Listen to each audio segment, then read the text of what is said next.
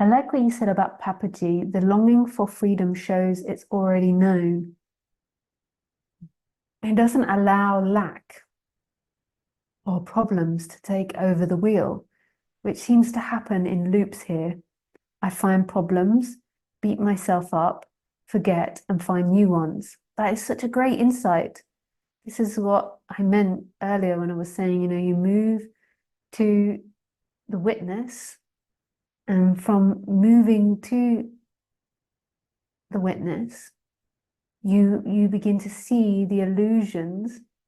The person begins to see its illusions more and more. And then just from seeing it, it breaks them to an extent. So the seeking reduces, the person becomes more balanced, and then there's the possibility of something else to happen. So just in that, that's fantastic, seeing that. I find problems, beat myself up, forget, and find new problems. That is what the mind does.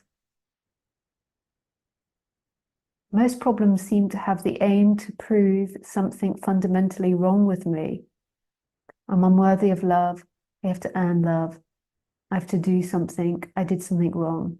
Would you call creating problems, believing in lack, an addiction? Well, I mean, we could call it an addiction, but what it really is it's trying to make an identity. It's trying to maintain a form. Part of the apparent you form is to try to prove there's something wrong with you. So ironically, you'll actually seek out events and people that validate that, because that will feel safe to your illusion. Isn't that ironic? It can sometimes then flip to the other side, because that's what it does. And then you find people that see perfection or divinity or something in you, that you're brilliant. But just noticing all of this is such a gift. Such a gift.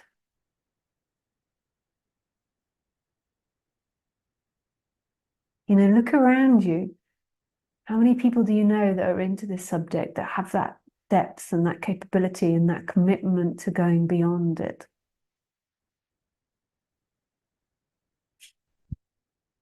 I know everything is already a mirroring back my true nature.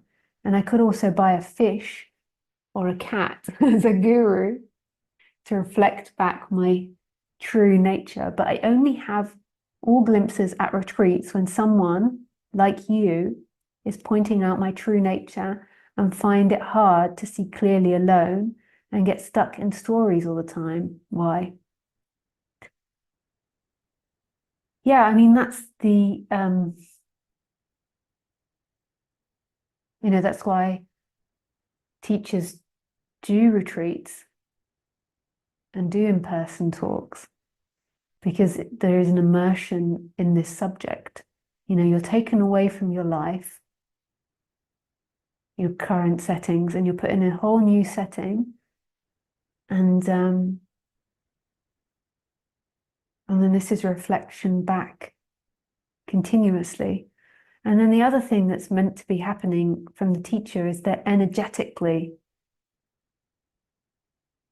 bombarding everyone with that. And then everyone else in the room is resonating with that. So it's kind of like a satsang. It's like this meeting in truth grows and grows and grows. It becomes like an infection of one.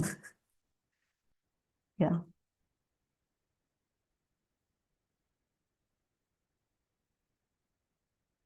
So that's the beauty of going on retreats. Yes, it is everywhere. And yes, you can see it in everything. But in your day-to-day life, there's normally the habits of the person and the mind. You're normally surrounded by people that are validating you. Whereas on retreat, it's no you, no you, no you, no you.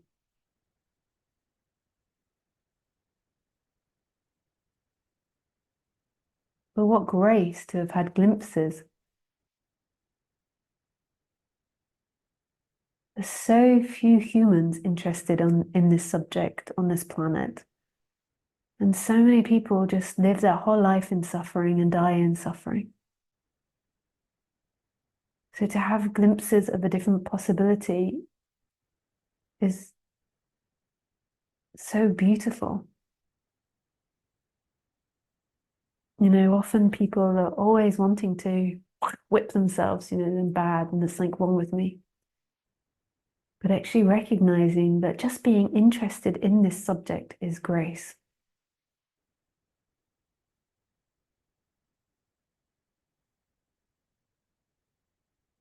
Yeah, thank you for your question.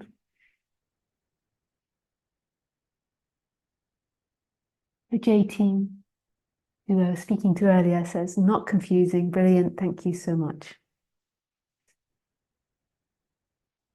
CM.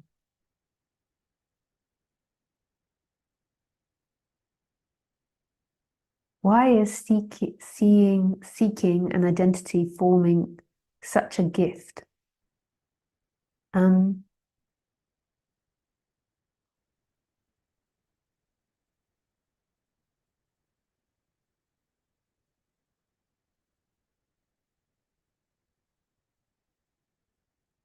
because that's seemingly the precursor to going beyond mind. When you begin to move into the witnessing state, so the person becomes more the witness rather than totally involved and identified with it, that is often the precursor to awakening.